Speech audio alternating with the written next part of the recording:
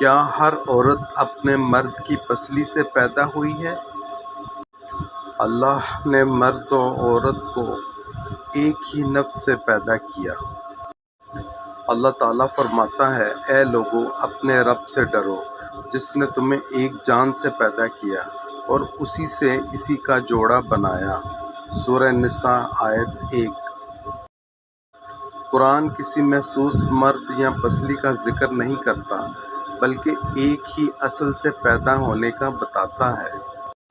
پسلی سے پیدا ہونے والی بات احادیث میں آتی ہے، جہاں عورت کی نزاکت اور نرمی کو مثال سے سمجھایا گیا۔ حدیث میں عورت پسلی سے پیدا ہوئی ہے کا مطلب جسمانی تخلیق نہیں بلکہ فطرت کی مثال ہے کہ جیسے پسلی سیدھی کرنے سے ٹوٹ جاتی ہے، ویسے ہی عورت پر سختی کرنے سے رشتہ ٹوٹ جاتا ہے۔ صحیح بخاری اور صحیح مسلم۔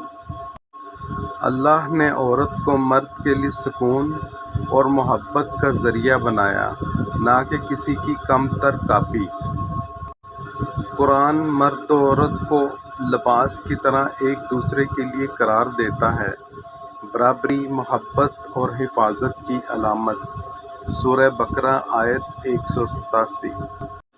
پڑھنے کے لیے شکریہ۔ اسی طرح کی پوسٹ دیکھنے کے لیے فالو کریں۔ اللہ آپ سے راضی ہو جائے۔